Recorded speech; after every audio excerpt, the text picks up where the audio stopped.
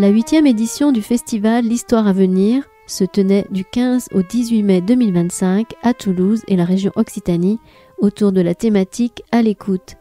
Nous vous proposons de retrouver dans un instant l'une de ces rencontres et tables rondes dans le cadre de sa sous-thématique pérenne « Écrire l'histoire ».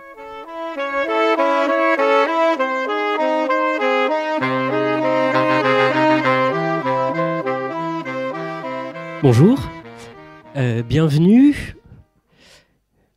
Merci d'être tous là, en plein l'heure de la sieste. C'est vraiment un bel effort que nous saluons avec une certaine connaissance nous-mêmes du problème. Vous êtes donc au festival L'Histoire à venir qui est créé et organisé par la librairie Ombre Blanche qui nous accueille ici et dont je fais partie. Oui, je suis Samuel Péricot, responsable des sciences humaines à la librairie. Donc la librairie, le Théâtre Garonne, les éditions Anacarsis et l'université de Toulouse Jean Jaurès. Ce matin, j'ai remercié spécialement les collègues qui travaillent ici et qui passent 3 jours entiers à accueillir des gens et à leur souhaiter bonne journée, puis à les réaccueillir, à leur re-souhaiter bonne journée. Je voudrais cette fois-ci remercier spécialement les bénévoles qui sont là et qui font tout pour qu'on soit toujours bien installés et que tout soit toujours prêt pour nous. Ils sont bénévoles, ça n'empêche pas que créer un festival, ça coûte de l'argent. On a décidé en créant le festival de fixer un prix libre pour les personnes qui viennent assister aux rencontres. Le prix est libre, mais il y a un prix. Donc il faut participer. S'il vous plaît, c'est le seul moyen pour que le festival puisse continuer. Vous pouvez donc donner quelque chose à l'entrée ou à la sortie des rencontres. Vous pouvez aussi faire des dons sur Internet, sur le site du festival ou dans les points d'accueil divers et variés. Là, je suis supposé présenter l'animateur de la rencontre, mais c'est moi. Donc, on va dire que c'est déjà fait et que donc nous avons le plaisir de faire causer aujourd'hui Nicolas Tessandier, lui-même membre du comité scientifique du festival. On s'auto-invite. Nous nous auto-invitons, nous auto-causons entre nous-mêmes avec vous-même et c'est très bien. Alors, Nicolas, moi j'ai essayé de trouver comment te présenter, caractériser ton travail. Tu es directeur de recherche au CNRS, directeur adjoint du Labo Trace, qui a une tellement grande importance dans les études préhistoriques à Toulouse, mais dans le monde aussi. Mais j'ai un petit peu de mal à savoir précisément sur quoi tu travailles. Dès qu'on a une réunion, tu reviens d'un pays quelque part à travers le monde. Et quand, avec François Bon, on vous pose des questions pendant les réunions de programmation, vous dites que vous bossez sur le vieux. Alors, est-ce que peut-être tu pourrais juste nous dire de quoi tu es spécialiste, quoi ? Quel est ton travail au quotidien, ou ces temps-ci en tout cas ? Je vais essayer. Bonjour à tout le monde. Au départ, moi, je suis spécialiste d'un truc hyper précis qui est comment on fabrique, comment a été fabriqués les objets en pierre taillée. Donc moi, ma thèse au départ, ma formation au départ, ma spécialité, ça s'appelle la technologie lithique. Donc, ce qui est assez barbare. Lithique, c'est la pierre. Technologie, c'est les modalités, les modes de fabrication. Donc moi, au départ, ma spécialité, c'est ça, quoi. C'est regarder des bouts de cailloux. Déterminer s'ils sont taillés et dans les sites, dans les sites archéologiques la plupart du temps ils sont taillés et ensuite de voir comment les productions, qu'est-ce que les humains cherchaient à faire avec ces pierres, pourquoi ils ont sélectionné tel ou tel type de matériaux, quel était leur projet, quelle était l'intention derrière le projet, à quoi ça servait et déterminer les grandes fonctions des outils. Et évidemment, en travaillant sur les outils, on perce des morceaux de culture, des cultures de ces temps de la préhistoire. On raconte des morceaux, des instantanés. Des fois, on va percer un moment où on va remonter, on va faire un puzzle de quelques objets qui raccordent les uns avec les autres et qui sont une suite de gestes sur un bloc. Donc, on va être sur 1 minute préhistorique. Mais quand on va rassembler plusieurs sites qui sont datés à peu près du même moment, de la même tranche de temps, etc., on va décrypter des pans de culture technique, sachant que la technique est quand même, c'est pas l'exclusive, mais c'est une des grandes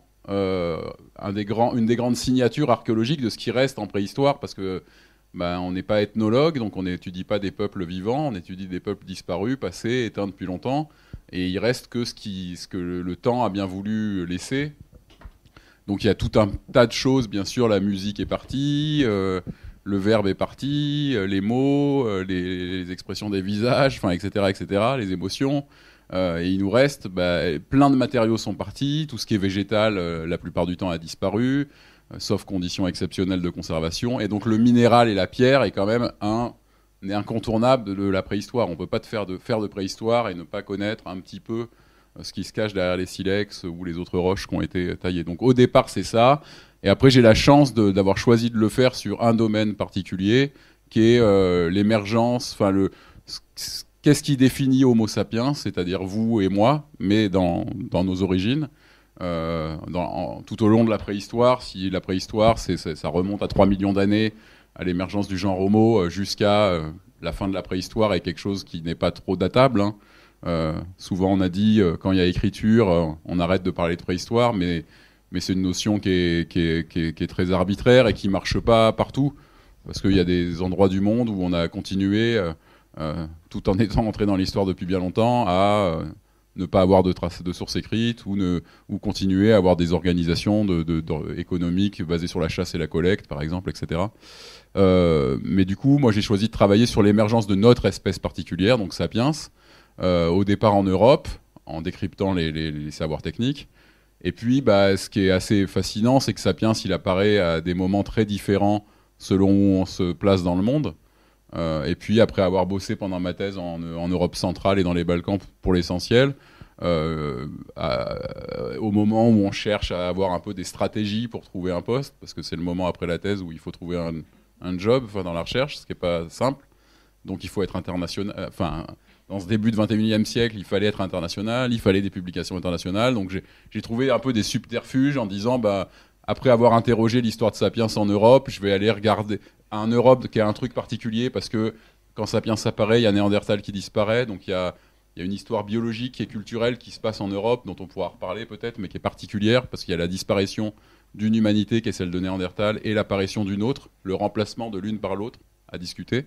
Et du coup, j'ai dit, tiens, moi je vais aller maintenant regarder en Afrique ce qui se passe, parce qu'on savait à ce moment-là, au début du XXIe siècle, qu'en Afrique, bien avant ce qui se produit en Europe, vers 40 000 ans ou 45 000 ans, il y a dès 100 000 ans, Sapiens est là et a des innovations, parce que Sapiens apparaît d'abord en Afrique.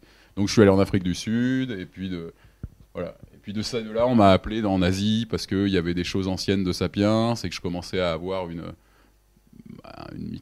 spécialité qui était reconnue par d'autres collègues internationaux, et puis voilà, ça m'a conduit en Mongolie, toujours sur les traces des premiers sapiens en Asie, et sur l'adaptation de ces...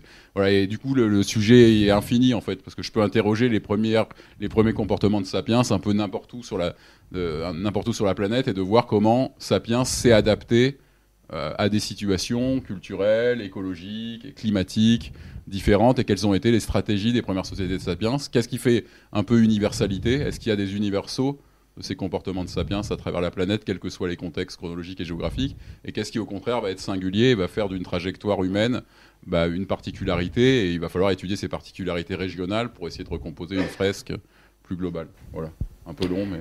Merci. Je me félicite de t'avoir demandé. Moi, j'aurais dit que tu étais spécialiste de vieux cailloux cassés. Finalement, tu as été un peu plus complet que moi.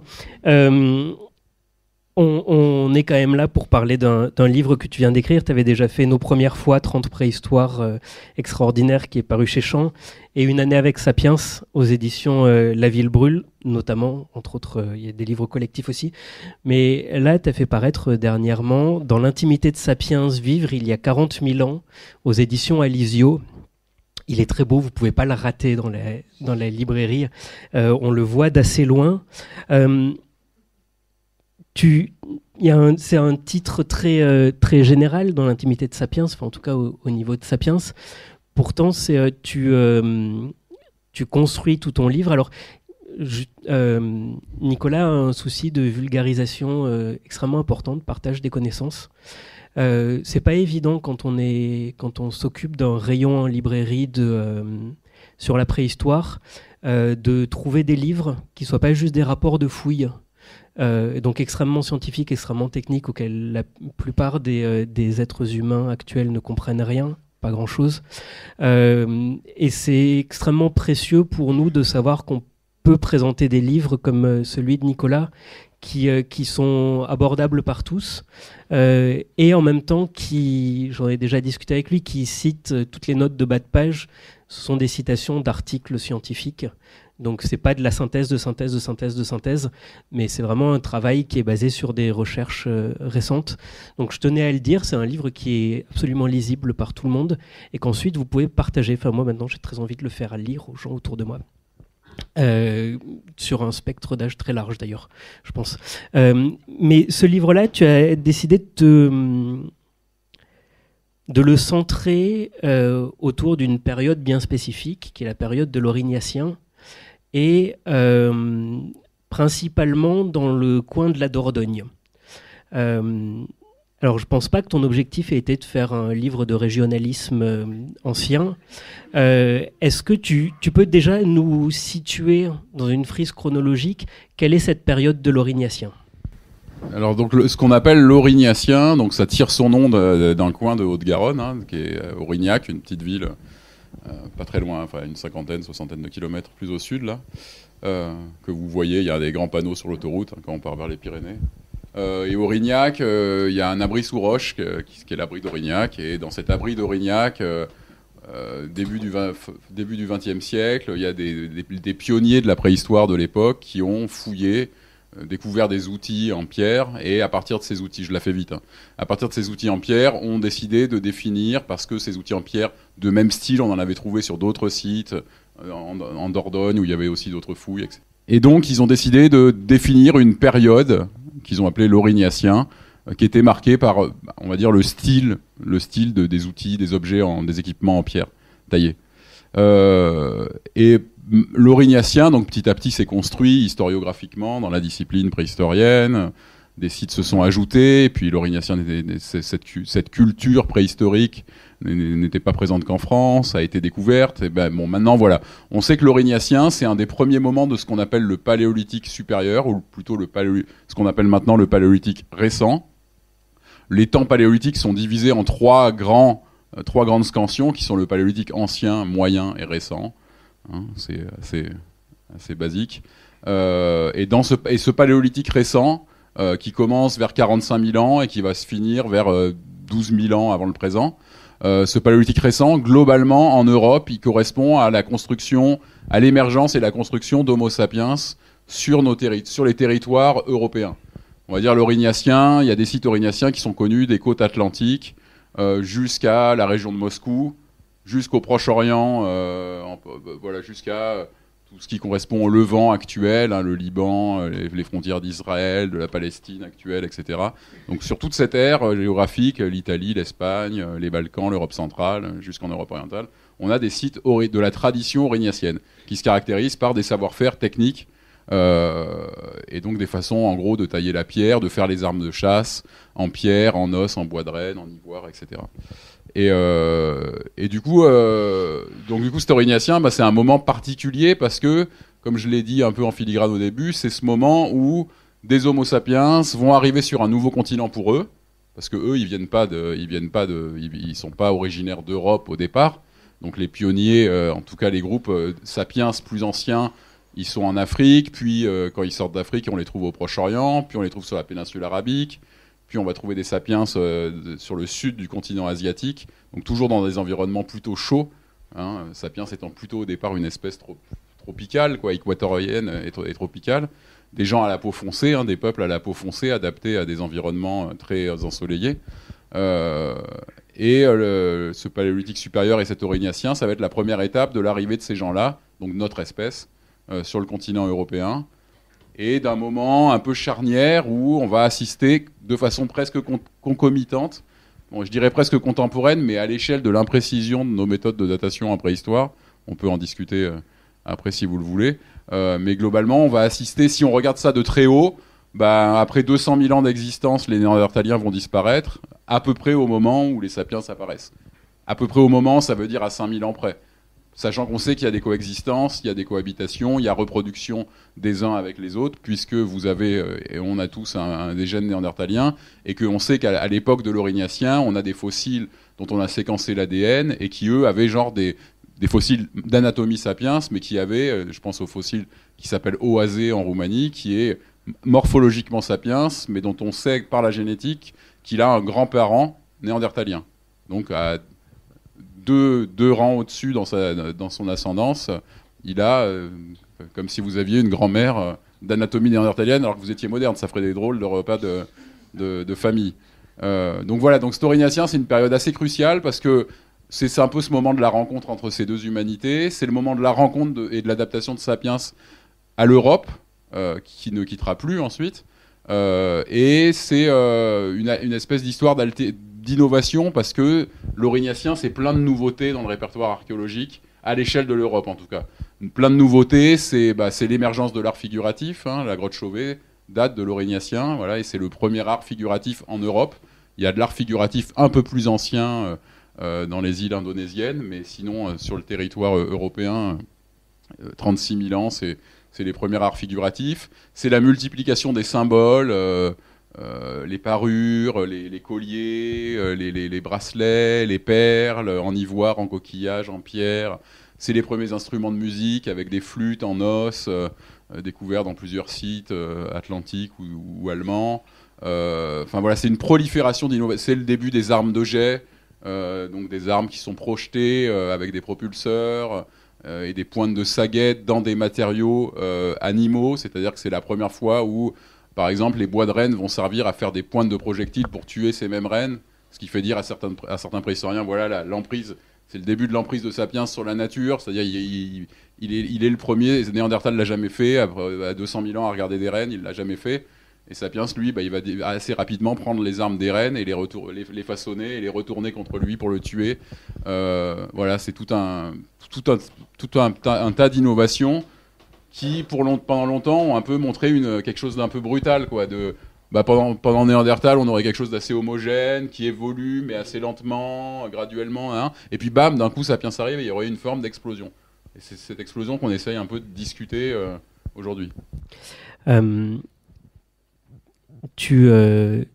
coup, ce dont tu parles dans le livre est beaucoup autour de la Dordogne, ou disons du sud-ouest de la France, principalement. Est-ce que tu peux nous décrire à quoi ça ressemblait à ce moment-là, au niveau du climat, des paysages, Alors, bon, la Dordogne, ouais, moi je suis pas du tout régionaliste, hein, je suis même dans un moment où la science vit elle aussi son écologie climatique et où je suis dans un labo où les jeunes chercheurs créent des commissions. Notamment, il y a une commission qui s'appelle Ecotrace et où ils sont tous très en prise à il faut refaire de la recherche régionale, surtout de la recherche régionale parce qu'on doit baisser notre coût carbone. Moi, je suis un peu le vieux génération X qui dit bah non, moi j'ai envie de continuer à aller au Japon, en Corée, et puis il faut aller on se doit de porter un message universel. La préhistoire, c'est l'universalité. On doit continuer à travailler sur tout un tas de... Enfin, bon voilà, bref, donc il y a des gros débats au labo là-dessus. Donc je suis pas du tout un régionaliste dans ma recherche. Là, bon bah voilà, c'était un livre en français. J'ai commencé par l'Aurignacien en Dordogne parce que c'est mes premières fouilles, c'est le sujet de ma maîtrise sur un site périgourdin, etc. Et je me suis dit, bah voilà, si je veux faire un bouquin sur un moment, je voulais faire un bouquin sur un moment de Sapiens et raconter un peu l'intimité des modes de vie, quoi. Il s'appelle Dans l'intimité parce que c'était un peu pour... on va rentrer au plus près d'un groupe et puis voir... En fait, j'étais un peu dans la suite de celui pour les jeunes, là, que j'avais fait, le bleu, là, il y a l'an dernier. Voilà, ça, c'était un livre pour les ados, plutôt, qui est un roman. C'est-à-dire où les personnages ont un nom, c'est pour des gamins, enfin, pour des 9-13 ans, quoi. Et du coup, là, j'étais vraiment rentré dans une année avec Sapiens, donc je faisais les 4 saisons d'un groupe où les gens ont des prénoms, voilà, où il y a des petites histoires entre eux, et puis mais avec des vraies connaissances, quoi, pour essayer de montrer aux jeunes, bah voilà, qu'est-ce qu'on sait de la préhistoire d'une époque. Et du coup, j'ai un peu j'ai un peu gardé le fil de ce truc-là, et je me suis dit, voilà, on va prendre un moment, un instantané, et puis on va essayer de raconter ce qu'avec les dernières données, les analyses les plus poussées qu'on arrive à faire aujourd'hui, qu'est-ce qu'on peut dire de ces groupes de leur technique, de leur environnement, de leur technique de chasse, comment ils récupèrent leur subsistance, enfin voilà, un peu tous les pans de leur vie, jusqu'au symbolique, la mort, le religieux, etc. Et donc je me suis mis à 40 000 ans parce que c'est une des périodes que je connais le mieux. Et puis je me suis dit, tant qu'à parler en français au départ, s'il est traduit, tant mieux pour moi, mais pour l'instant c'est un livre qui existe en français. Je me suis dit, autant. Et la Dordogne, pourquoi ? Parce que l'Aurignacien, comme un peu toutes les cultures préhistoriques, là où on les connaît le mieux au monde, c'est en Dordogne. C'est comme ça. C'est pas pour rien que les Aïzis de Taillac sont la capitale de la préhistoire, que le musée national de préhistoire est aux Aïzis de Taillac. Pourquoi ? Parce que tout simplement, il y a des grands sites partout, à chaque kilomètre. Chaque nom de village est le nom d'une culture, quoi. Le Moustier a donné le Moustérien. Aurignac, c'est en Haute-Garonne, donc c'est un contre-exemple. Mais bon, voilà, il y a beaucoup de sites. Et il y a une longue histoire, parce que depuis la fin du 19e, il y a des préhistoriens qui travaillent en Dordogne, dans ces petits vallons de la vallée de la Vézère. Du coup, on connaît très bien l'environnement, on connaît très bien la cartographie des gîtes de silex. Quand on est en Dordogne ou dans le sud-ouest de la France, on prend un silex, on peut vous dire, ça c'est le gîte machin, derrière la ferme bidule, à 3 km par là, derrière le ruisseau, quoi. Et ça, quand vous êtes en Mongolie, quand je travaille en Mongolie, j'ai aucune idée d'où viennent les matières, par exemple, ce qui est hyper handicapant. Parce que moi, ce qui m'intéresse, c'est pas faire des vitrines de silex classées et rangées. Ce qui m'intéresse, c'est de pouvoir raconter une sociologie humaine à partir de ces silex ou à partir de ces os, etc. Et donc, du coup, moi, ce que je veux pas, c'est être antiquaire, quoi. C'est ce qu'a été longtemps la préhistoire, c'est-à-dire une science de la classification, une science naturaliste, où on classe les objets par style, par forme, et puis ensuite on définit des périodes, et puis cette période est avant celle-ci. C'était essentiel, mais maintenant, aujourd'hui, on a des outils techniques qui nous permettent, on en parlera peut-être un peu, de faire une préhistoire qui n'a rien à voir avec tout ça. Alors, quel était l'environnement, pour revenir à la question ? L'environnement, il était surtout pas celui d'aujourd'hui. Il y a 40 000 ans, on est en pleine période glaciaire, pendant la dernière grande glaciation qu'a connue la Terre. Dernière grande glaciation qui va s'arrêter vers 10-12 000 ans avant le présent, où on va rentrer dans un interglaciaire, entre deux glaciations, interglaciaire dans lequel on est encore, si nous ne sommes pas rentrés dans l'Anthropocène. Mais aujourd'hui, jusqu'à il y a peu, on était dans ce qu'on appelle l'interglaciaire Holocène, qui est sans doute, qui est aujourd'hui perturbé, cet interglaciaire, par le réchauffement climatique et ce fameux Anthropocène que chacun essaye de définir selon ses critères, les collègues ne sont pas toujours d'accord, et les spécialistes, sur savoir on est rentré dans l'Anthropocène ou pas rentré dans l'Anthropocène, à quelle période, à quel moment, etc. Mais bref, là on est en pleine période glaciaire, ce qui veut dire que les glaces permanentes sont très au nord, sont descendues des pôles, et que par exemple la Manche n'existe pas, on traverse à pied sec de Londres à Paris, on passe à pied sec, et que ici le sud-ouest, il faut s'imaginer pas de forêt, donc on n'a pas un environnement du tout forestier, on a un environnement stépique, donc d'herbes plus ou moins, d'herbes rares, pas très hautes, quelques arbres par-ci par-là, mais c'est essentiellement des bouleaux et des pins et rien d'autre. Surtout pas de chênes, de hêtres, tout ça, qui sont des arbres d'espèces de climat tempéré, et des animaux qui ressemblent à rien de ce qu'on connaît aujourd'hui chez nous, c'est-à-dire beaucoup de rennes, donc qui aujourd'hui sont pas trop des habitués du sud-ouest, et des troupeaux de chevaux sauvages, de bisons, des félins, des lions des cavernes, des ours, des hyènes, des rhinocéros, voilà, tout un bestiaire de steppe froide qui a rien à voir du tout avec nos contrées aujourd'hui. Alors je vais te demander un exercice dont je t'ai parlé un peu la dernière fois. Je sais que tu as été travailler dans des zones de steppe. Est-ce que, comme on est dans une thématique à l'écoute, est-ce que tu peux nous parler un petit peu de l'environnement sonore qu'il y a dans les zones de steppe, donc, qu'on peut peut-être imaginer comme étant un paysage sonore, disons, de cette période-là ? Ouais, c'est vrai que j'avais pas réfléchi. Tu m'avais indiqué ça, je me suis... Je t'ai pas piégé, je te l'avais indiqué. Non, mais j'y ai pas réfléchi. Mais moi, ce qui me marque en premier, quand on allait en Mongolie on restait assez longtemps, on était en pleine steppe pour le coup, on était dans des yourtes, on vivait, pas comme des paléolithiques, mais bon, on était un peu comme des nomades, quoi. On restait dans des campements légers, quoi, qu'on construisait en arrivant nous-mêmes, quoi. Ce qui m'avait le plus marqué, c'est le vent. Parce que la steppe, c'est vrai que c'est à voir une fois dans sa vie, la steppe. Ces paysages, je veux dire, on traverse quand on venait quand on venait dans ces vieux minibus russes là, depuis Oulan-Bator et qu'on quittait la goudronnée, quoi, la route goudronnée. Après, on passait 20 heures dans la steppe. Donc, il y avait à peine des pistes, à se faire cabosser à 30 à l'heure, à sauter au plafond dans la voiture, et il n'y a rien, quoi. Enfin, je veux dire, c'est toujours la même chose. C'est impossible, à part les Mongols, c'est impossible de se diriger, quoi. Si on n'a pas, sans GPS et sans un sens de repère dans l'espace, de connaître cet environnement, nous, vous faites 10 bornes du campement et c'est fini, vous ne retrouvez plus jamais le campement, quoi. Le campement, c'est une aiguille dans une botte de foin, quoi. Tout se ressemble, il n'y a pas trop de points marquants dans le paysage. Tu regardes au loin, tu vois rien de... Tu te dis pas, tiens, là-bas à gauche, il y a je sais pas, une butte calcaire ou un truc qui fait un peu un repère, quoi.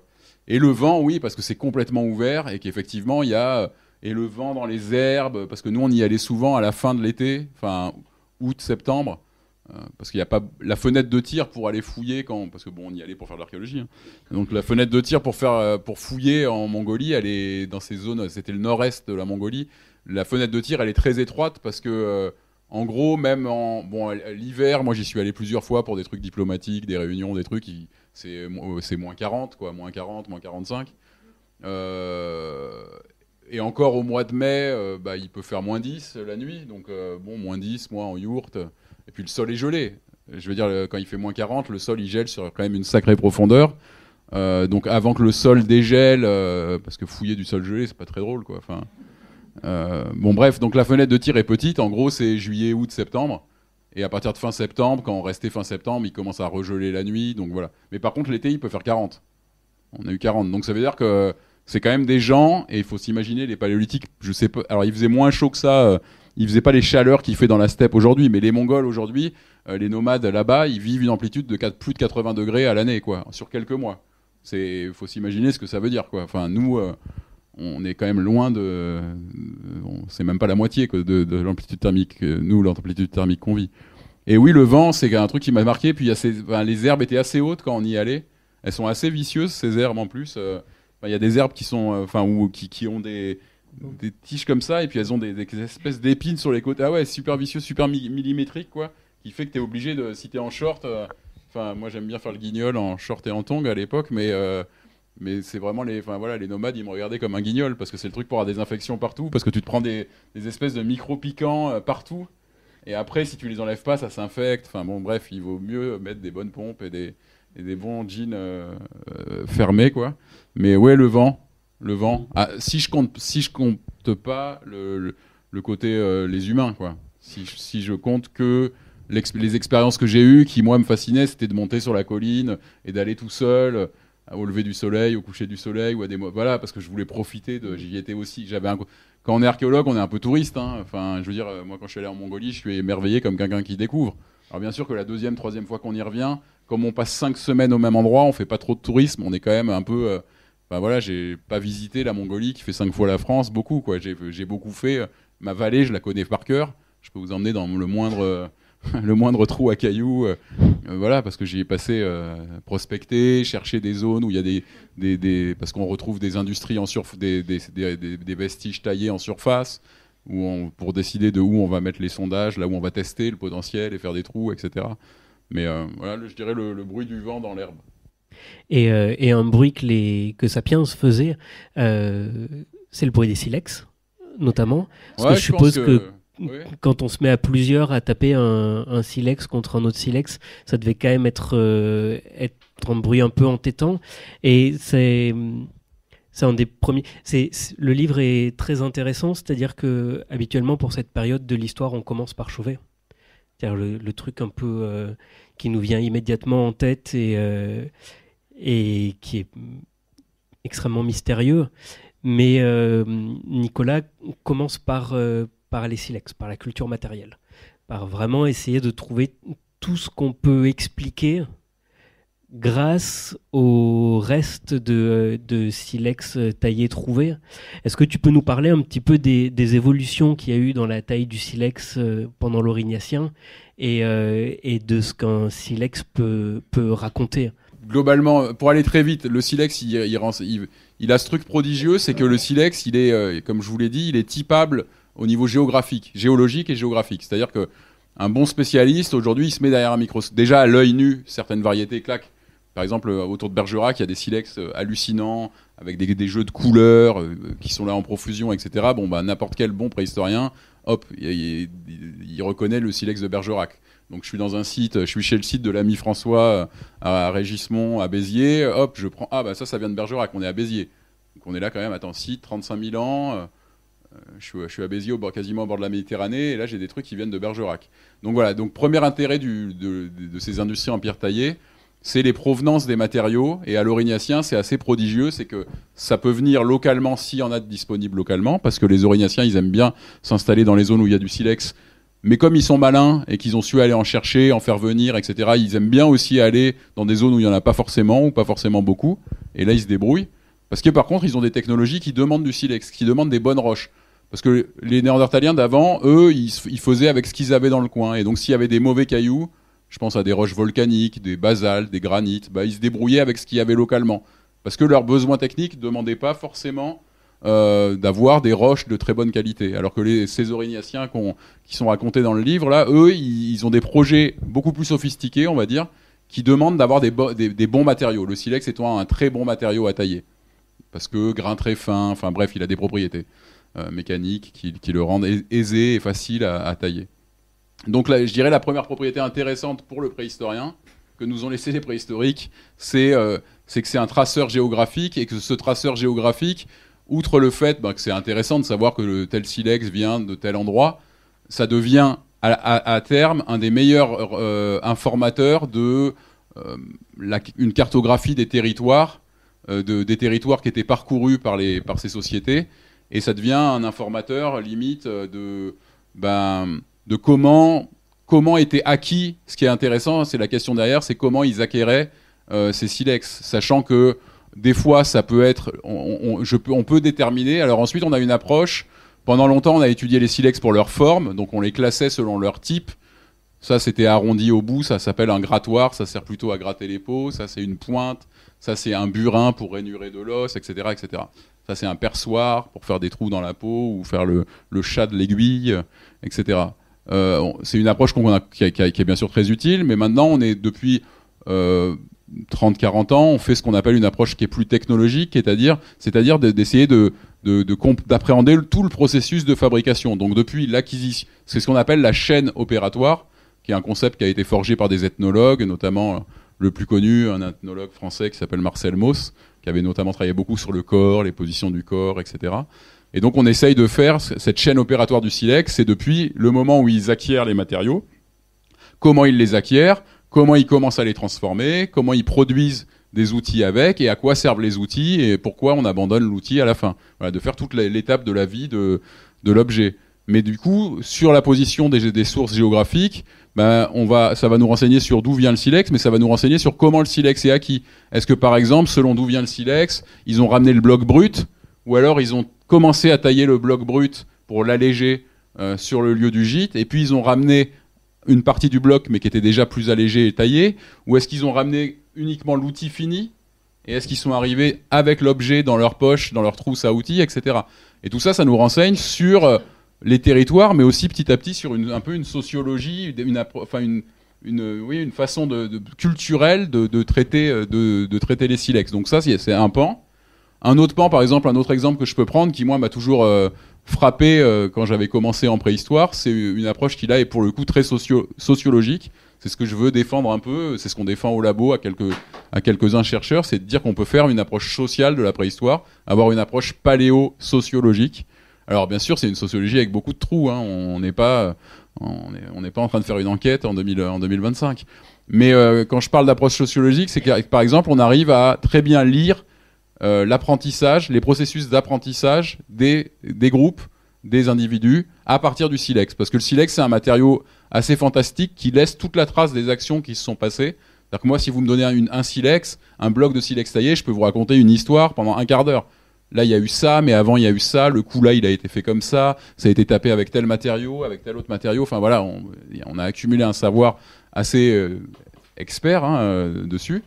Et du coup, selon comment des groupes d'objets sont taillés, on va pouvoir déterminer que là, on est face à un travail d'experts Là, on est face à un travail un peu tout venant, quoi, de l'outil de tous les jours, multitâche, qui est bien réalisé. Le projet est bien réalisé, mais c'est pas non plus un travail d'une élaboration très sophistiquée.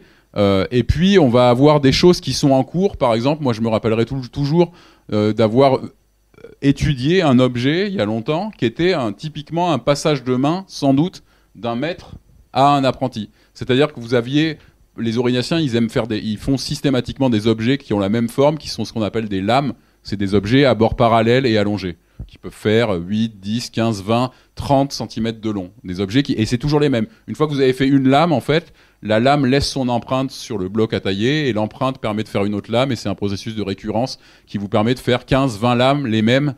Mais pour avoir fait ça, il faut avoir mis en forme, travailler un bloc de silex d'une certaine façon qui est très compliqué, qui demande des années et des années d'apprentissage.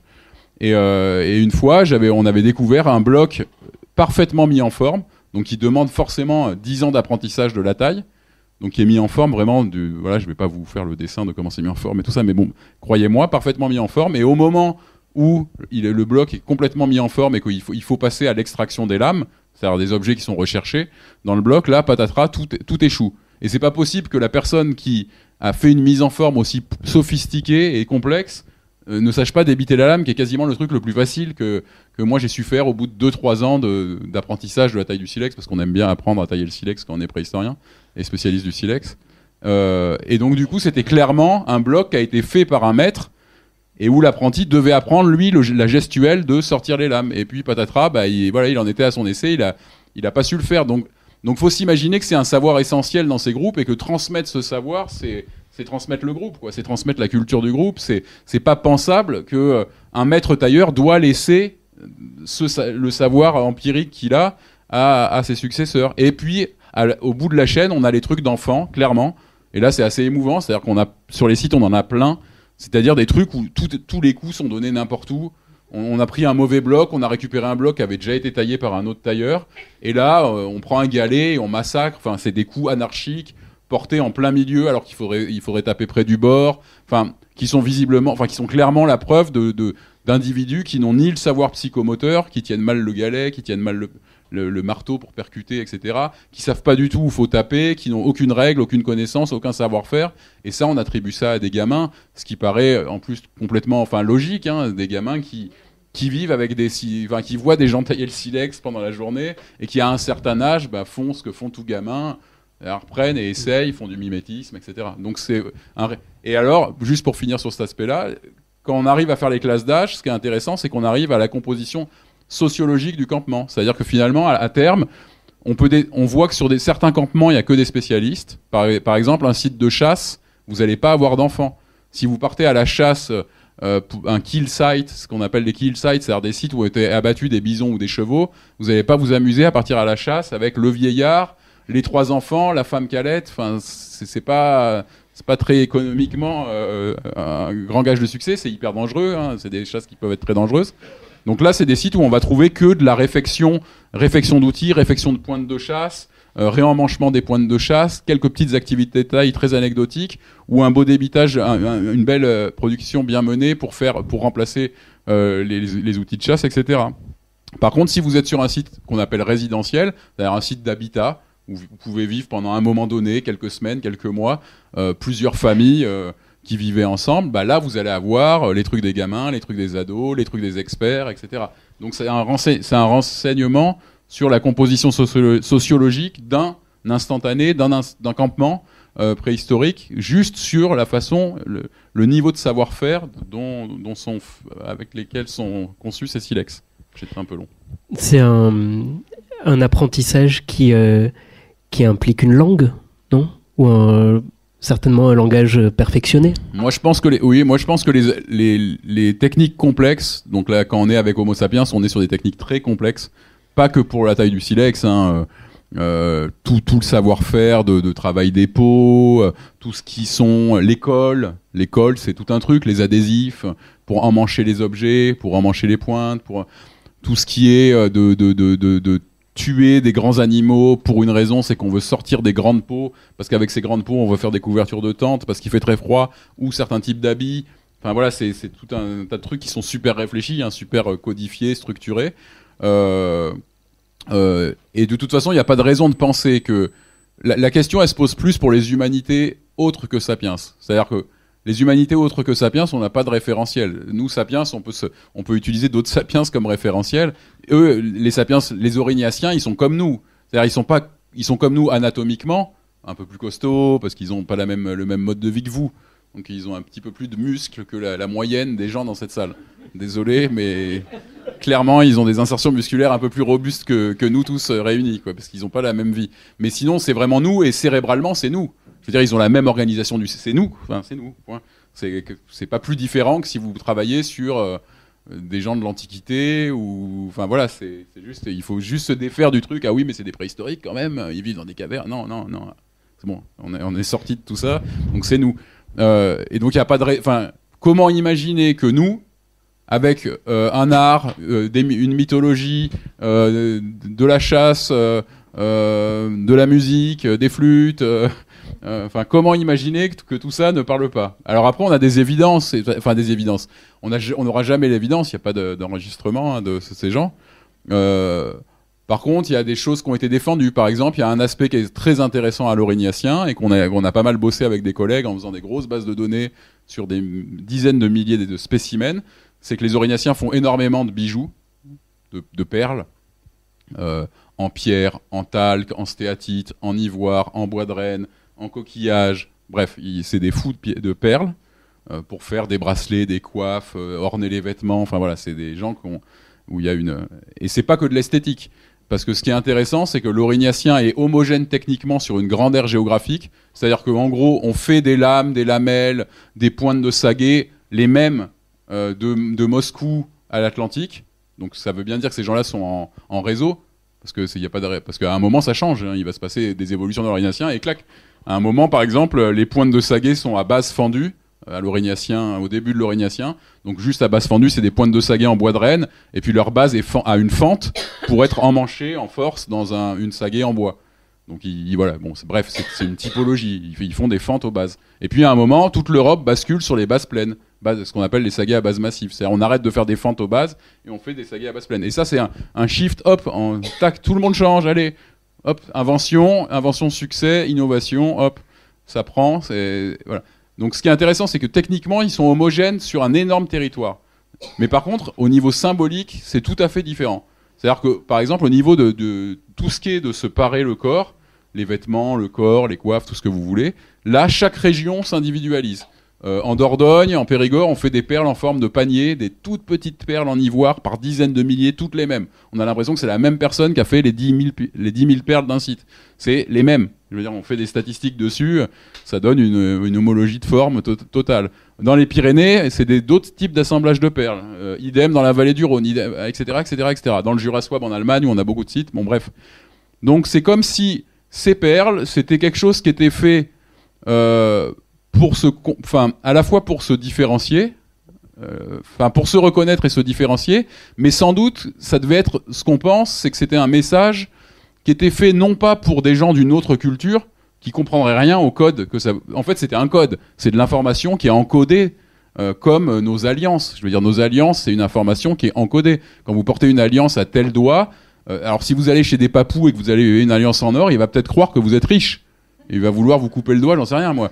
Non mais je veux dire, il va pas comprendre votre message forcément, mais nous, dans notre culture, une femme ou un homme qui a une bague à tel doigt, etc., ça veut dire telle information, ce qui pourrait vouloir dire, bah voilà, moi je ne recherche pas de partenaire, moi j'ai déjà un partenaire ou une partenaire, etc. Enfin, ça veut dire des choses sur vous, socialement. Bon bah eux, leur parure, c'est un peu la même chose, et c'est sans doute fait pour des gens qui sont pas de votre groupe, de votre tribu, de votre clan, mais qui appartiennent à la même culture, c'est-à-dire qu'on les base de connaissances pour comprendre votre message.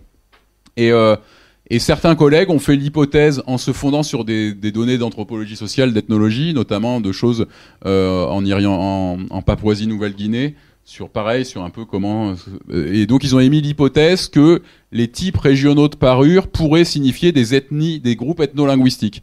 Que pourquoi pas ces assemblages de diversité de parure tout à fait différents, alors que le fond technique est similaire, pouvaient venir distinguer des groupes qui étaient en fait des ethnies linguistiques potentiellement différentes, improuvables, bien sûr.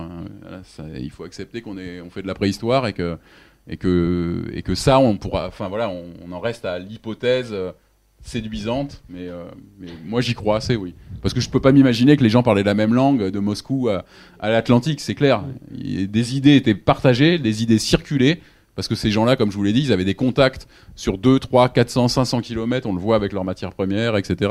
Par contre, oui, je vois pas comment une aire géographique comme ça pouvait être unie culturellement et parler la même langue. C'est complètement insensé et anachronique, je pense. Mais donc on parle bien de petits groupes nomades qui se rencontrent régulièrement. Oui, la régularité exacte, bien sûr, on n'en sait rien, mais oui, alors nomade, ça c'est sûr, hein, on arrive aussi aujourd'hui à faire, avec des avancées techniques dans plein de domaines scientifiques, on arrive à décrypter, dans certains cas, les saisons d'occupation des sites, hein. On arrive, alors, je vais pas rentrer dans le détail, hein, il y a une méthode qui s'appelle la sémantochrologie, qui est l'étude du sément dentaire, qui vous donne quand la dent d'un jeune est en éruption, et du coup selon quand la dent est tombée et quand l'animal a été chassé, on peut déterminer la saison de chasse de l'animal et donc la saison d'abattage et donc la saison d'occupation du site, etc.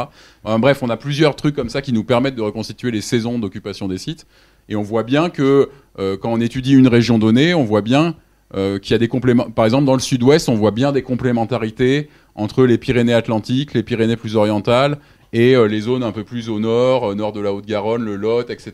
On voit des complémentarités de sites et de saisons où on est tenté de se dire, ah bah tiens, là c'est potentiellement le même groupe qui l'hiver était plus au Pays Basque et puis l'été remontait vers le Lot et la Dordogne, etc. Enfin, bon, c'est difficile à dire parce qu'on n'est jamais dans le contemporain. À la période de l'Aurignaciens, on n'est jamais dans le contemporain. Alors il faut imaginer que la méthode qu'on utilise le plus, qui a été inventée dans les années 50, 1950, c'est ce qu'on appelle le carbone 14, qui permet de dater des matériaux organiques. Donc pour la préhistoire, pour l'Aurignacien, on va surtout dater de l'os animal ou humain et des charbons de bois. Mais en gros, même si on a fait énormément de progrès entre 1950, il y a une invention qui est révolutionnaire, hein, et 2025, on garde une imprécision. C'est-à-dire que la date, jamais le labo, quand vous envoyez la date au labo et qu'il passe à l'accélérateur de particules, l'échantillon, etc., il vous renvoie jamais 35 225, quoi. Enfin, si, vous renvoie 35 225, plus ou moins. Hein, et il y a l'incertitude statistique. Et en général, l'incertitude statistique, si vous voulez être au plus près, avoir quasiment 100% de certitude que votre événement est dans ce créneau-là, vous avez un millénaire. C'est-à-dire que à la fin, vous dites, bah oui, ce site était occupé entre 35 et 36 000 ans. Donc vous pouvez jamais savoir si le site basque est contemporain du site périgourdin, qui est lui-même contemporain ou pas du site lotois. Voilà, il faut un peu extrapoler, mais globalement, on regarde ça avec de la hauteur. Voilà, on n'a jamais effectivement de. Ils vivaient pas plus de 1000 ans, chacun. Ils vivaient pas plus de 1000 ans. On peut pas. Tu nous parles de silex et de certaines perles qu'on retrouve. Ça fait partie des choses qu'on a toujours en tête quand on s'intéresse à la préhistoire, mais qui est, je trouve, toujours aussi difficile à imaginer. C'est à quel point il y avait d'autres matériaux. Ça paraît idiot, mais il y avait forcément toutes sortes de matières végétales, de matières animales qui étaient utilisées et dont il ne nous reste rien. Alors, on t'explique que maintenant, avec certains microscopes sur des silex, on commence à savoir qu'il y avait des emmanchements qui étaient faits certainement dans tel ou tel matériau. Voilà, notamment avec des méthodes comparatives avec de l'ethnologie actuelle, de voir certaines sociétés actuellement qui continuent d'utiliser des outils en silex. Quand ils en mangent, ça fait tel type de choc sur le bout de silex, donc on peut imaginer que c'était à peu près les mêmes à la période, mais c'est pas absolument frustrant de se dire que presque tout a disparu finalement. Ouais, on travaille sur des trucs où presque tout a disparu et qui sont des poubelles, donc c'est vrai que c'est... Parce qu'on travaille sur ce qu'ils ont bien voulu laisser, c'est-à-dire on travaille sur ce qu'ils abandonnent, hein.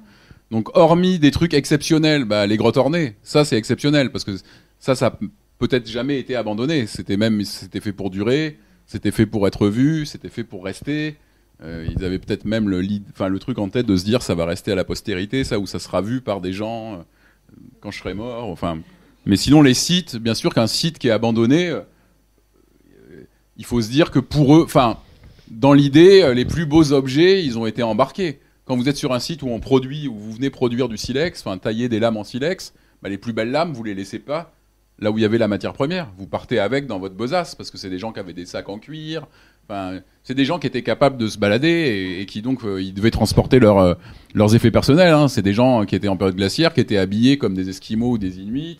Ils avaient des anoraks, des gants, des moufles, des bottes, des chaussures, des sacoches en cuir. Enfin voilà, il faut les imaginer entièrement parés, vêtus, etc. Donc, alors après, c'est même plus les référentiels ethno aujourd'hui. Pour le silex et d'autres matériaux enregistrent très bien. On a une très bonne image de ce sur quoi et quelle matière d'œuvre travaille le silex. Et on n'a même plus besoin de passer par l'ethno. C'est-à-dire que l'ethno, on l'a fait nous-mêmes. Ça veut dire en préhistoire, on fait beaucoup de référentiels actualistes. C'est-à-dire, on taille le silex, parce qu'on sait reproduire les méthodes du passé. Hein, depuis maintenant une 50aine d'années, ou plus, depuis les années 60, il y a des expérimentateurs, enfin je veux dire des gens qui savent tailler la pierre à la méthode de l'Aurignacien, du Solutréen, du Magdalénien, du bidule, du truc. Et ensuite, on va utiliser ces objets en fonction on va utiliser ces objets sur les matériaux qu'on pense devoir avoir existé. On sait qu'ils ont travaillé l'os, donc on va travailler de l'os. On sait qu'ils ont dû travailler les peaux, on va travailler les peaux. On sait que les outils pour travailler les peaux, enfin, il y a des outils qui ont des formes parfaites, qui sont des grattoirs, bon bref. Et ensuite, on se fait des référentiels actualistes. On observe au microscope les traces qu'a laissé le travail sur de la peau sèche, de la peau humide, de la peau fraîche, du bois vert, du bois dur, du bois machin, du bois truc, nanana. On observe les stigmates et les traces que ça fait sur les silex d'aujourd'hui quand ils sont utilisés dans telle et telle cinématique, tel geste, telle matière, etc. Et ensuite, on compare. Alors oui, c'est un travail. Moi, je fais pas ça. Hein, il faut être geek. Là, c'est du niveau de geek. Il faut être capable de passer 12 heures au microscope tous les jours. Il y a des gros névrosés en archéologie. Enfin, je veux dire, c'est une matière. C'est pour ça que je fais de la vulgarisation. J'ai voulu m'en sortir à 45 ans. Je me suis dit, sinon t'es plié, tu vas mal finir. Donc non, c'est une discipline à névroser, quoi. Je veux dire, il y a des gens, ils adorent passer 15 heures par jour, 7 jours sur 7 à mesurer des lamelles de 1,5 cm dans tous les sens et de rentrer dans des bases de données avec 2000 champs dans la base de données. Enfin, je veux dire, c'est des tests de résistance qu'on fait chez les jeunes. On les paye pas cher et ils doivent remplir des bases de données. Et ceux qui tiennent, un jour, ils auront peut-être un poste au CNRS. Peut-être. Si Macron garde le CNRS. Ils sont de moins en moins bien barrés, quoi. Non, mais sans plaisanter, voilà. Donc, on a des vraies méthodes pour déterminer tout un tas de trucs. Donc ça, c'est une méthode qui est très efficiente, qui s'appelle la tracéologie, qui a été inventée par des Russes dans les années 50. Et après, on a tout un tas de... Je veux dire, maintenant, il faut s'imaginer que la technologie scientifique, c'est ce dans quoi on ne doit pas tomber, mais qui est en même temps un atout prodigieux. C'est-à-dire qu'aujourd'hui, en préhistoire, par exemple... là, je vais sortir je vais sortir de l'Aurignacien, mais quand on a des céramiques, dans les céramiques, s'il y a eu des contenants type du lait, des graisses, du beurre, etc., ça laisse des résidus. Et ces résidus, aujourd'hui, la chimie permet de déterminer ce qu'il y avait dans la céramique. Donc vous retrouvez des bouts de tesson de céramique tout pétés, et vous envoyez ça à des chimistes qui travaillent sur des problématiques d'archéo, et ils vont vous dire que dans telle céramique, il y avait du lait, dans telle autre céramique, il y avait du beurre, là c'était pour faire cailler le fromage, et là, enfin voilà, c'est... les isotopes que vous avez tous dans vos ossements, des grosses machines et des analyses isotopiques permettent de dire s'il y avait tel régime alimentaire ou plutôt tel régime alimentaire, si c'était plutôt 50-50 végétal-animal, 80% animal. De même que si vous êtes issu du bassin aquitain et que votre épouse est issue du bassin parisien et que vous ne mangiez pas comme vous, mauvais sapiens de 2025, que vous mangiez pas des trucs qui sont pas locaux, c'est mal. Vous savez que c'est mal de pas manger local. Et eux ils mangeaient local, et quand vous mangiez du bassin parisien, où les bestioles et les herbes avaient grandi dans tel bassin sédimentaire, et que vous mariez avec une Aquitaine, et que vous les enterrez les deux à côté, aujourd'hui on est capable, avec le strontium, etc., de dire lui il est originaire du bassin aquitain et sa femme elle est originaire du bassin parisien. Je veux dire, maintenant, voilà, comme on est capable de dire, grâce à nos collègues qui font la génétique, que tel et tel individu enterrés ensemble sont un frère et une sœur, ou sont au contraire deux lignées complètement différentes. Enfin voilà, donc je pourrais prendre plein d'autres exemples, mais il faut se dire que la préhistoire aujourd'hui est appareillée. C'est-à-dire qu'aujourd'hui, certains sites, on les fouille en truc de cosmonautes, ça devient délirant. Ouais, oui, parce que dans le sédiment, il y a de l'ADN, et maintenant on fait de l'ADN sédimentaire. Donc sur certains sites où on n'a pas d'ossements humains, on envoie au labo de la Terre, quoi. Et le labo vous dit, ah bah ouais, mais là c'était des néandertaliens, quoi. Il y a un des derniers articles que j'ai fait, où je suis éditeur d'une revue scientifique, et c'est des collègues qui ont publié une parure en crash de cerf d'un site russe dans l'Altaï qui est très connu, Denisova, qui a donné naissance à l'homme de Denisova, etc., la nouvelle espèce déterminée par la paléogénétique. Et cette parure, ils ont pu déterminer, ils ont trouvé bien sûr l'ADN du cervidé qui a servi, parce que c'est une crache de cerf, donc ils ont trouvé l'ADN du cervidé, bon ça, ok, super.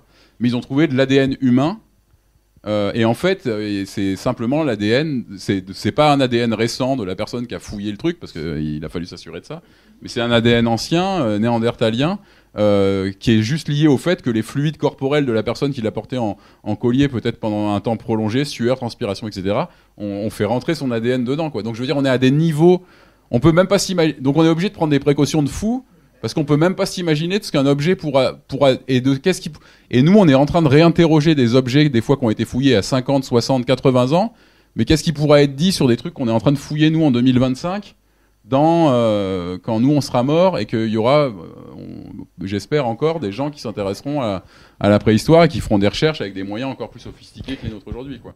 Il y a quelques années, on a eu une rencontre avec Jean-Paul Demoule qui nous avait dit mais il faut qu'on arrête de fouiller. Il faut qu'on arrête de fouiller parce que dans 50 ou 100 ans, ils seront capables de trouver des informations sans détruire le site. Et en fait, nous, quand on fouille, on détruit tout.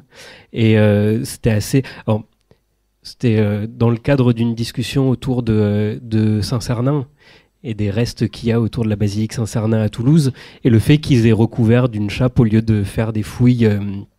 Voilà. Et lui, il disait, mais c'est formidable. Il faut absolument préserver tous les sites et surtout fouiller le moins possible parce qu'on est en train de continuer à détruire. Et alors, tout en sachant bien que de toute façon, il faut fouiller parce que comme ça, on fait avancer la science, on fait avancer la connaissance. C'est hyper frustrant, mais pour nous, par exemple, Chauvet, à chaque fois on parle de Chauvet, c'est sans doute un des sites qui, pour le public français et même international, est le plus connu du grand public. Et Chauvet, il n'y a rien eu. Alors, Chauvet, pour moi, c'est hyper frustrant. Chauvet, je pense que si on le fouillait, on révolutionne la préhistoire, c'est sûr. Mais Chauvet, il n'y a rien eu. Chauvet, c'est de la fouille, c'est quoi ? C'est des images. Hein. La seule archéologie qui est faite à Chauvet, c'est... bon, maintenant, il y a la 3D, mais auparavant, c'était des relevés sur photos, quoi. C'est-à-dire, c'est des photos, des photos, des photos, des photos. Donc, vous avez des magnifiques photos dans des magnifiques bouquins. Et ensuite, il y a des relevés des chevaux, et des animaux, des relevés. Il y a quelques études des traces au sol, des traces de pas, mais qui est non invasif, quoi. Je veux dire. Et ensuite, il y a eu récupération d'un ou deux objets qui allaient s'abîmer, qui étaient en surface, qui n'étaient même pas enfouis sédimentairement, quoi. Mais sinon, il n'y a pas d'archéologie à Chauvet. Il y a des passerelles partout, ils sont en combinaison, et parce qu'il a été en fait, le ministère de la Culture, qui est dépositaire de ces patrimoines, a une peur maintenant, une hantise des grottes ornées, notamment depuis Lascaux. Hein. Lascaux avait été ouvert au public dans les années 50-60 par Malraux. Malraux voulait donner le patrimoine au peuple. Et voilà, et ça a été une catastrophe, quoi. Lascaux a failli disparaître, quoi. C'est-à-dire qu'au bout de moins de 10 ans, il a fallu fermer. Il y avait des champignons partout qui proliféraient. Les sols ont été défoncés. Donc ça a été un massacre. Quelque part, et du coup maintenant les grottes ornées, la France a une peur bleue, quoi. Donc même un micro-prélèvement sur une paroi, parce que les micro-prélèvements nous apprennent c'est quoi le mélange de peinture, les peintures noires, c'est du charbon, donc si on prélève un micro-prélèvement de charbon, on peut dater et puis voir si les chevaux sont contemporains des lions, qui sont contemporains des bisons, enfin bon bref, on peut faire plein de trucs, surtout pas. Et alors aller toucher les sols, alors que les sols de Chauvet, ça va être prodigieux, parce que à Chauvet, vous avez des foyers conservés, c'est comme si vous aviez fait le feu à votre maison de campagne le week-end dernier, ou votre barbecue du week-end dernier. Hein. Les charbons, vous les voyez, pour un archéologue, c'est juste hallucinant, parce qu'en général, nos charbons, ils sont quand même abîmés, quoi. Enfin, quand on trouve du charbon, c'est des petits bouts, et puis on voit plus les stries du bois, etc. À Chauvet, t'as des machins comme ça, où ils ont fait les feux, les mouchages de torches, où ils sont passés, là où ils ont... foutu leurs torches quand ils faisaient leur trajet pour éclairer les dessinateurs, les peintres, etc. Et les foyers pour produire du charbon, enfin pour s'éclairer et produire du charbon pour dessiner, c'est tout dans un état de conservation hallucinant, Chauvet. Mais voilà, je pense qu'effectivement, il y a... ça a été... Voilà, maintenant, vous avez des facsimilés. Vous ne rentrez... Enfin, profitez-en quand il y a encore des grottes originales, d'origine à voir. Il y en a encore. Hein, et puis nous, hein, vous avez la chance ici à Toulouse, dans les Pyrénées, d'en avoir quand même un certain nombre. Alors c'est pas Chauvet, mais Niaux, c'est quand même déjà pas mal. Hein. Chauvet, c'est vraiment exceptionnel. Mais bon, maintenant, c'est la politique des facsimilés. Donc vous verrez jamais Lascaux parce que vous verrez Lascaux 4. Vous verrez jamais Chauvet, vous verrez le facsimilé. Vous verrez jamais la grotte Cosquer, à moins que... De toute façon, il aurait fallu être un plongeur de haut niveau, mais elle est reproduite maintenant à côté du Mucem. Bon, voilà, c'est la politique des facsimilés qui est une bonne politique, je pense. Hein. Il y a une question que je vais te poser. Bon, j'abandonne tous les autres trucs dont j'avais envie de t'entendre parler, mais enfin bon, vous allez lire le livre, donc vous aurez autant d'informations que moi. Tu parlais de fouiller les poubelles, effectivement, les déchets, enfin, ce qui a été abandonné. C'est aussi une des particularités de l'Aurignacien. C'est-à-dire qu'il y a un moment où on entrepose des objets précieux dans l'idée d'une forme de préservation, c'est quand on enterre les morts. Et là, l'Aurignacien, il n'y a pas de sépulture visible. Ouais, l'Aurignacien, alors là, c'est la grande aussi. Encore une autre frustration. Nous, on adore les morts parce que pour un préhistorien, découvrir une sépulture, c'est le Graal, quoi. Parce que ça a toujours été un objet, enfin, un dispositif. Quand vous êtes préhistorien paléolithique, il n'y en a pas beaucoup qui ont fouillé des sépultures. Il n'y a pas beaucoup de corps découverts en préhistoire. Quand il y en a un, vous en entendez parler dans les médias. Et c'est pas tous les matins qu'il y a une sépulture paléolithique découverte. Et l'Aurignacien, autant pour le paléolithique supérieur, pour les autres périodes du paléolithique supérieur, paléolithique récent, on connaît des sépultures primaires, des sépultures individuelles, des fois des sépultures doubles ou triples. Maximum, c'est triple. Hein, voilà, y a pas de, on n'est pas dans des périodes où il y a encore des inhumations type cimetière, vraiment hein, très, très collective en grand nombre. Mais l'Aurignacien, rien. C'est-à-dire que à l'échelle d'un territoire de 8000 ans de culture aurignacien sur un territoire qui couvre toute l'Europe, le Proche-Orient, donc c'est une masse géographique immense, on a des milliers de sites aurignacien. Hein, je veux dire, c'est pas comme si on avait 10 sites aurignacien en Europe, on en a énormément. La carte est très très riche, c'est une culture qui est très bien connue. On n'a aucune sépulture. Donc la déduction est simple, on s'imagine pas, je veux dire, Néandertal enterrer ses morts, hein, c'est maintenant bien connu, on connaît plus d'une cinquantaine, soixantaine de sépultures néandertaliennes. On imagine, Sapiens, toutes les cultures du paléolithique supérieur enterraient leurs morts, ou du moins avaient un soin à s'intéresser ou porter attention à la fin de vie et à une vie, aux morts, aux décédés. Et on peut pas s'imaginer que les Aurignacien, j'arrive pas à m'imaginer que les Aurignacien s'en foutaient, quoi. Enfin, je veux dire, donc voilà, il faut juste se dire que l'inhumation sous cette forme, hein, sous la forme d'enterrer quelqu'un, et pas un rite, une façon de faire qui est universelle, classique, et qui a plein d'autres. Hein, il n'y a pas besoin d'être très inventif pour voir que dans le monde, et voilà, il y a plein d'autres façons d'abandonner ou de ne pas abandonner, de prendre soin des individus décédés.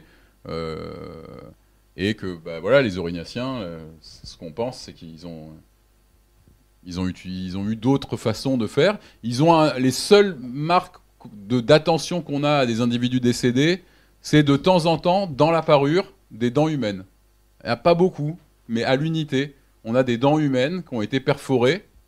Donc il y a eu un traitement quand même du cadavre, hein, parce qu'il faut quand même extraire la dent, etc.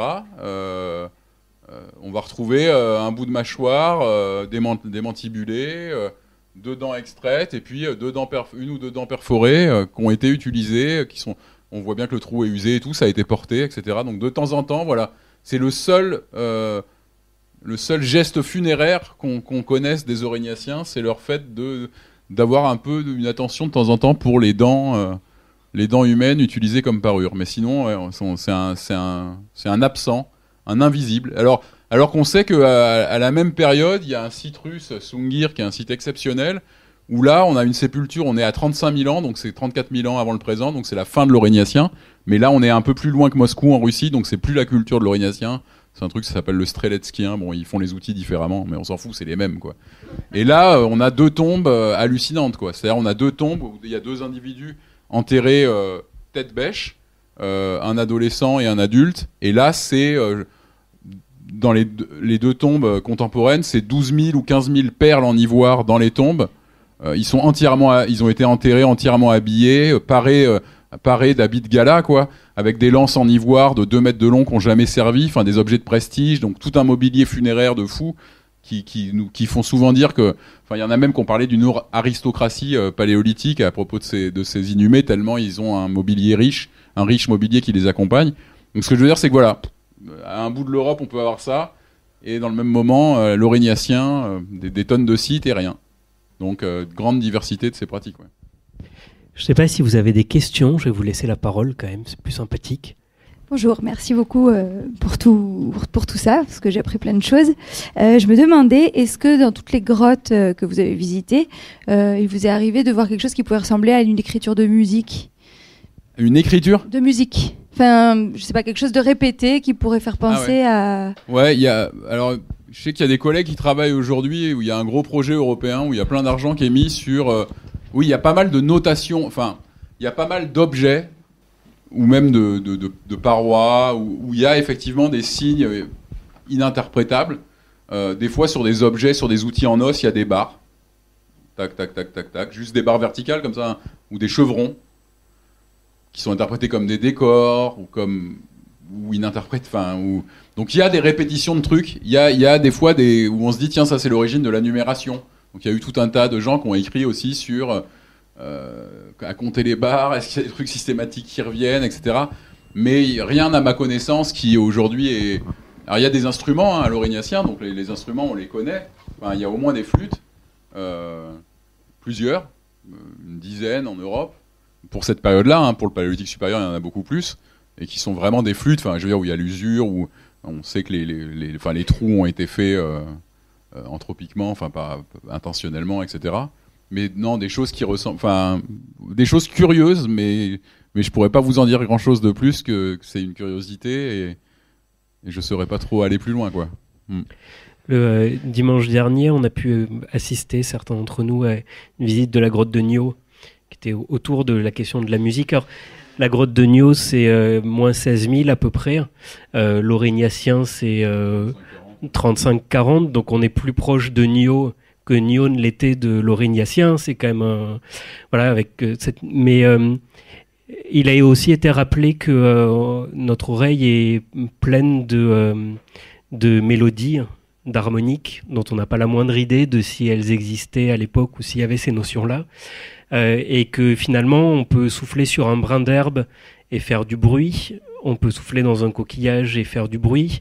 On peut... alors les coquillages, on les conserve, mais les tambours, on n'en conserve rien. Il en existait peut-être, il en existait peut-être pas. Mais voilà, il y a tout un tas d'instruments qui peut-être existaient, qui peut-être servaient à faire de la musique, mais peut-être servaient à communiquer, ou peut-être à d'autres choses dont on n'a pas la moindre idée, et qui sont entièrement perdus. Donc l'archéologie, c'est toujours le truc de signature, quoi. Il faut qu'il y ait une signature, quoi, archéologique. Parce que c'est... Après, on peut imaginer plein de choses, mais tant que le comportement est pas signé par une matérialité, une forme de matérialité, quoi, c'est difficile de... oui, la musique, c'est sûr que c'est le chant, pareil. Alors il y a plein de gens qui ont fait la préhistoire rassemble des gens très sérieux, puis des gens aussi, et c'est bien, un peu plus fantaisistes, ou en tout cas qui ont ou poétiques, et c'est bien, c'est normal, ça, c'est les origines quand même, ça, c'est riche comme domaine intellectuellement. Mais il y a plein de gens qui ont fait des études d'acoustique aussi dans les grottes, qui sont allés dans les grottes, qui ont mis des trucs qui mesurent l'acoustique, et qui ont regardé si à tel endroit, mais regarde, le mammouth, là, il est peint, mais en fait, cet endroit-là, c'est un endroit de résonance particulière, donc sans doute, ils ont mis cette figure-là. Et il y a des trucs qui sont assez frappants. Et c'est sûr que eux, ils avaient cet univers sensoriel. Forcément, eux, ceux qui ont vécu ça, ils ont vécu avec leur sens dans ces grottes, dans ces endroits. Ils ont entendu... ils ont entendu les sons du silex qui leur a peut-être fait penser à ci ou à ça. Oui, ils ont entendu leur voix vibrer, l'écho. Mais le problème, c'est que quand ça laisse pas de matérialité, c'est difficile de trouver sens à tout, quoi. Au fond, là-bas. Ah, pardon. Bonjour. Bonjour. Merci beaucoup. À propos de Chauvet, comment vous pouvez avoir accès aux informations qui sont dans la peinture, dans les matières, sur le sol? C'est perdu pour l'instant? On a accès à... Alors, il y a quand même eu, au cours de l'histoire de Chauvet, dans les 30 ans depuis la découverte, il y a quand même eu des prélèvements. Donc, je veux dire, on a une centaine ou plus de 100 datations qui ont été faites des fois sur des prélèvements, soit dans les sols, soit sur les parois. Et c'est vraiment des prélèvements, c'est du micro, hein. C'est 1 milligramme de charbon, donc ça se voit pas. Donc il y a quand même cette information. Il y a eu quelques prélèvements sur les sols d'objets qui allaient s'abîmer. Et après c'est une archéologie non invasive, quoi. C'est-à-dire c'est de l'archéologie à distance. Aujourd'hui il y a quand même des outils, la photogrammétrie, la 3D, les scanners. Enfin voilà, la grotte elle est entièrement scannée, quoi. Donc derrière il y a quand même accès à je veux dire, les relevés, ils arrivent à voir si tel trait est antérieur ou postérieur à celui-ci, à refaire la composition. Tosello, celui qui a refait ensuite les facsimilés derrière, peut vous raconter avec moult détails comment la fresque des lions a été faite et quel individu, quel museau a été tracé en premier et comment nanana et comment il regarde les hippos qui arrivent en face, les rhinos, je veux dire. Voilà, donc on arrive quand même à... Mais c'est pas une archéologie des sols, quoi. Je veux dire, il y a pas... Ils n'ont pas fait des mètres carrés, et puis hop, allez, on attaque, et on fait des décapages de 2 cm, et puis 2 cm par 2 cm, on y va, on regarde ce qu'il y a dans les... Est-ce que les sols sont riches? On n'en sait trop rien. On sait qu'il y avait quelques objets en surface. Après, je pense pas qu'il y ait une sédimentation intense à Chauvet dans ce milieu qui a été fermé très tôt. Donc je pense pas qu'il y ait de la stratigraphie très profonde, quoi. Mais oui, il y a... Pour l'instant, en tout cas, il a été décidé de le geler. C'est une décision politique, hein. S'il y avait un ministre de la Culture qui était fasciné par ça et qui disait on s'en fout, il faut se le faire. Non, mais je veux dire, s'il y en a un qui veut... c'est de la politique, hein. C'est de la politique patrimoniale, mais elle appartient au ministère de la Culture, la politique patrimoniale en France. Donc on trouvera toujours... Genre, si la politique voulait le faire, ils trouveront toujours des archéologues pour y aller, hein. Je pense que ça... mais bon, c'est quand même une sacrée responsabilité. Après, moi, je ne sacralise pas, parce que je veux dire, il y a des... Enfin, c'est difficile de faire une échelle de sites. Bien sûr que Chauvet, c'est exceptionnel. C'est mondialement exceptionnel par la quantité d'œuvres, par la fraîcheur des œuvres.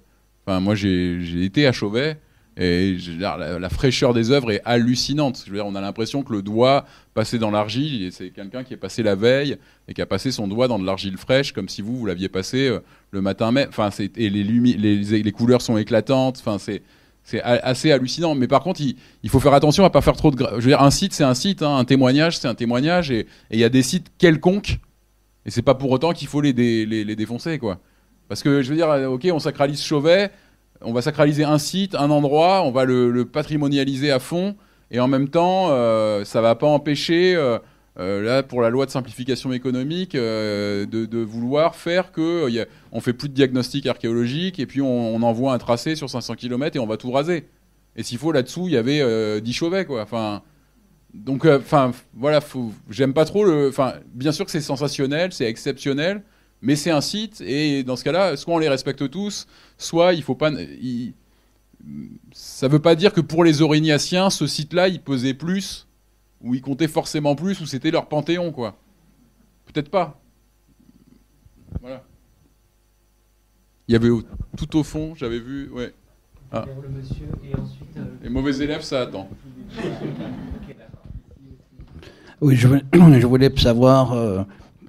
au niveau des outils, qu'est-ce que l'Homo sapiens a acquis du Néandertalien, puisqu'il y a eu des échanges, ou même à l'inverse, est-ce que les Néandertaliens ont acquis quelque chose de l'Homo sapiens?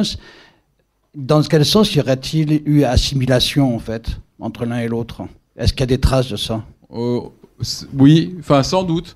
C'est pas facile à dire parce que les dernières cultures du contact, des fois on n'a pas de reste humain, donc on ne sait plus les attribuer.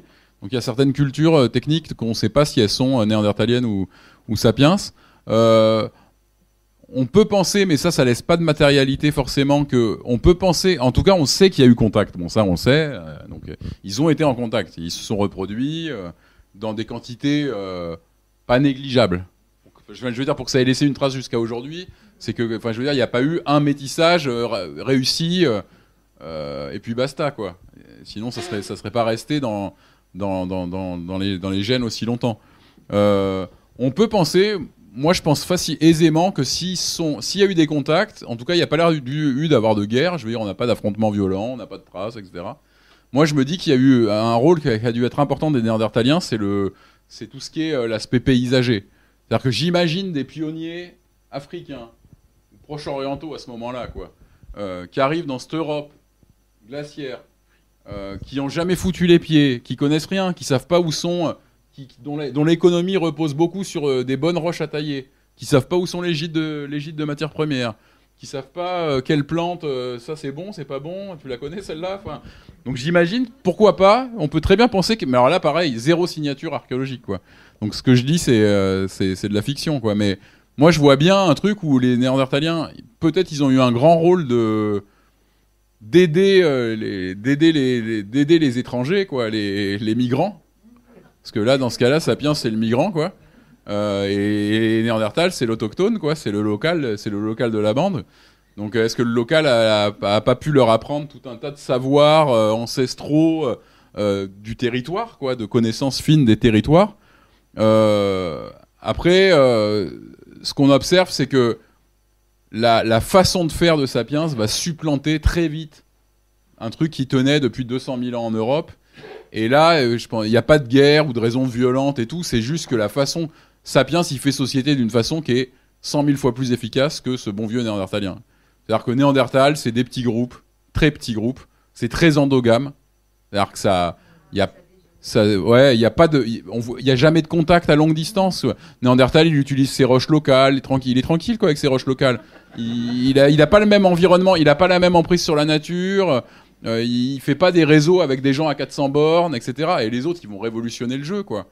Parce qu'ils arrivent avec une façon de faire société beaucoup plus interconnectée, beaucoup plus de réseaux sociaux, beaucoup plus d'exogamie vraisemblablement, une démographie qui du coup a un poids beaucoup plus impactant, percutant. Et le flow Sapiens va rapidement déborder des petits groupes néandertaliens qui étaient finalement relativement isolés par ça et là dans le paysage, qui devaient s'éteindre de temps en temps sans laisser de descendance parce que l'endogamie à des moments devait quand même les atteindre. Comme ils étaient en petits groupes, hop, c'est le groupe là de tel coin, de tel vallon, bam, il disparaît, puis il restait le groupe de là-bas, le groupe.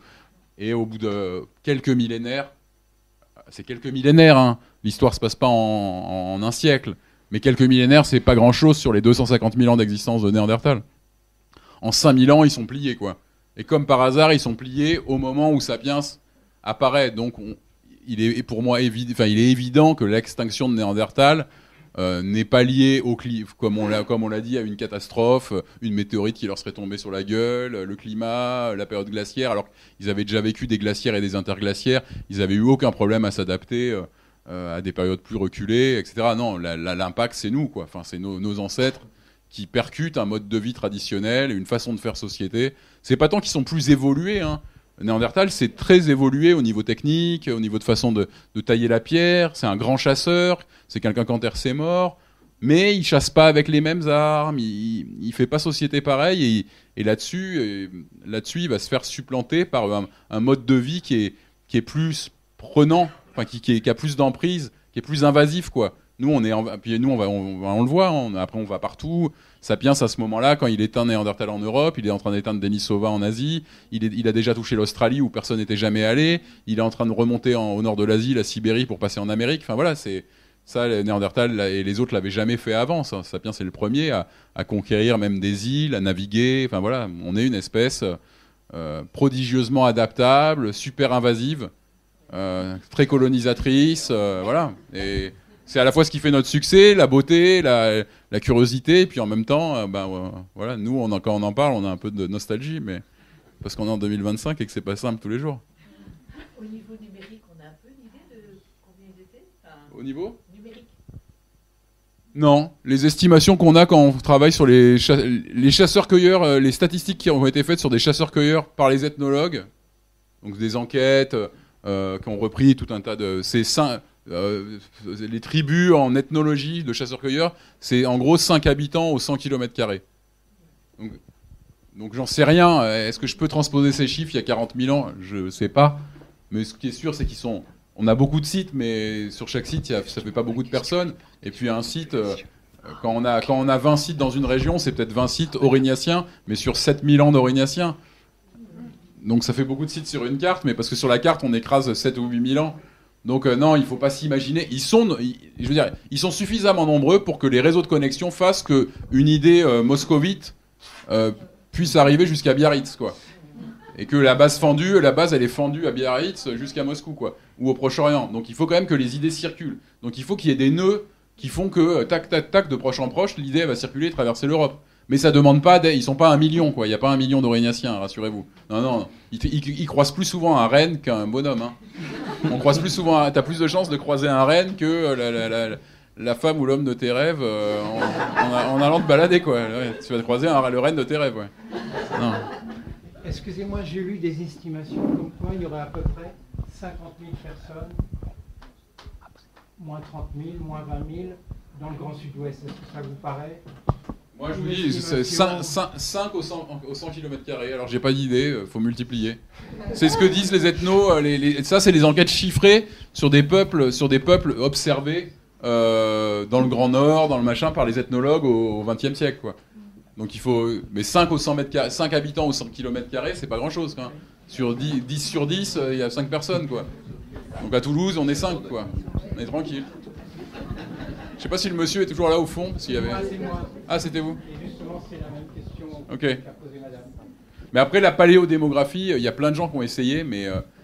Juste, je finis, après je réponds à l'autre question, mais la paléodémographie, le problème, c'est que le nombre de sites, ça veut rien dire. C'est-à-dire que vous pouvez avoir plus de sites de telle période que de telle autre, et en fait, il y avait plus de monde à la période où il y a moins de sites, parce que les sites, c'est ceux qu'on découvre, c'est ceux qui ont bien voulu résister au temps, c'est ceux qui, il suffit qu'on soit dans une période climatique comme ci ou comme ça, et puis les sites vont être détruits par l'érosion, ils vont être détruits par les rivières, la mer, on n'imagine pas, vous savez qu'au Paléolithique, en ère glaciaire, le niveau marin était 120 mètres plus bas qu'aujourd'hui. Donc toutes les zones où vous avez moins de 120 mètres de profondeur dans l'Atlantique et la Manche, par exemple, étaient des terres émergées. Donc vous imaginez, quand on sait qu'ils faisaient des outils en os de cachalot récoltés sur les plages, ou en os de baleine, de cétacés, etc. au Magdalénien, vous imaginez le nombre de sites, par exemple, qui étaient, et s'il faut, ces gars-là, c'était des littoraux, quoi. Il y avait plein d'économies littorales. Mais 120 mètres, ça fait aller loin. Au niveau de Lacanau, avant de trouver la ligne des 120 mètres, vous avancez pas mal, quoi. Donc là, vous aviez une énorme plaine, idem en Méditerranée et tout. Donc bref, on a une image des sites qui est super tronquée. Des sites, vous pouvez, dans votre jardin, à la campagne, sous votre piscine, enfin, je veux dire, il y en a partout des sites archéologiques préhistoriques. Et souvent, quand ils font les diagnostics, le préventif, s'il n'y a pas un spécialiste paléo, on ne fouille jamais le paléo. Parce que, en gros, on fait un diagnostic. Allez, le médiéval, le gallo-romain... Et l'âge du bronze et le néolithique, on va le prendre parce que c'est pas trop. Et puis le paléo, des fois, il est à 8 mètres, 10 mètres, quoi. Et puis, on le fait pas parce qu'il n'y a pas l'archéologue qui est là, spécialiste du truc, qui dit allez, qui dit au mec à l'appel, vas-y, va au fond taper pour voir. C'est dur à trouver le paléo, quoi. Quand c'est pas en abri sous roche ou en grotte, c'est difficile parce que c'est souvent très profond. Dans le canal Saint-Rhône, la Seine-Rhône, c'est dans des leusses. C'est des sédiments déposés par les vents. Le paléo, il peut être à... Des fois, le paléo, moi j'ai fouillé du paléo à plus de 10 mètres, 12 mètres de profondeur. Donc il faut les trouver, les sites, quoi. Donc du coup, la paléodémographie, c'est quand même une science... Voilà, on donne des fourchettes, mais enfin, ça repose sur des calculs qui sont fragiles. Dans l'Atlas archéologique de la France, qui est paru il y a quelques années, il y avait des cartes très marquantes sur le fait que... En France, la plupart des sites archéologiques se retrouvent le long des autoroutes et des centres commerciaux.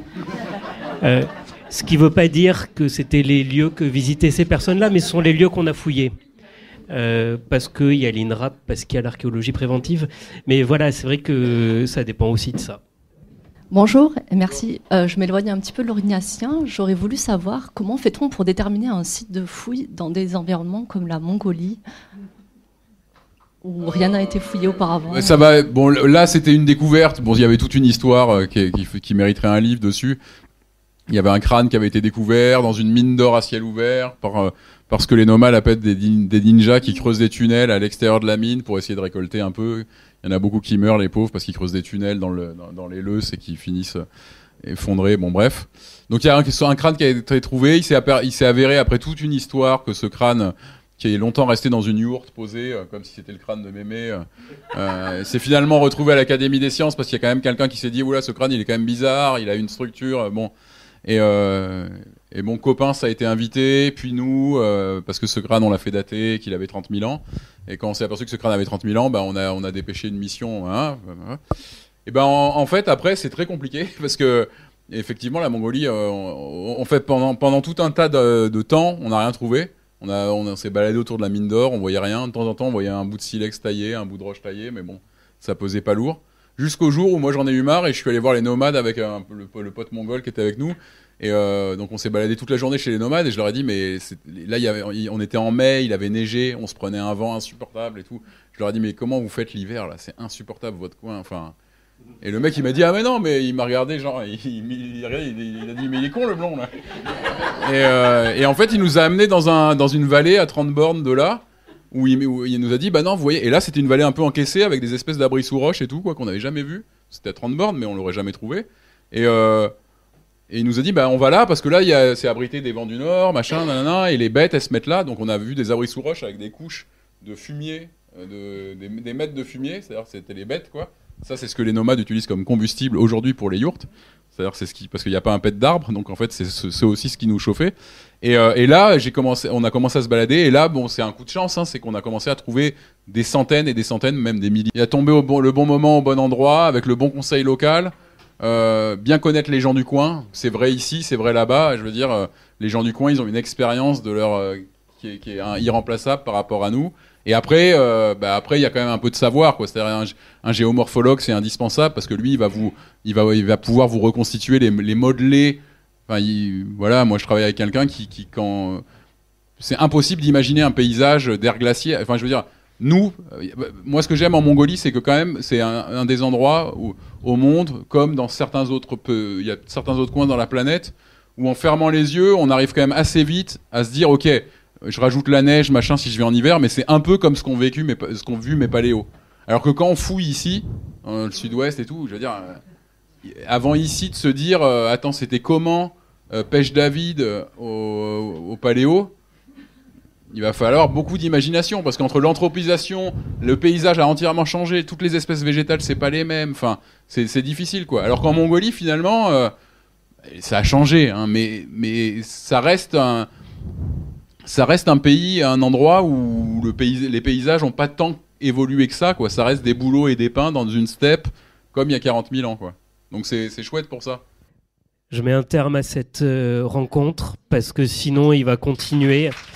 Ça s'arrêtera jamais.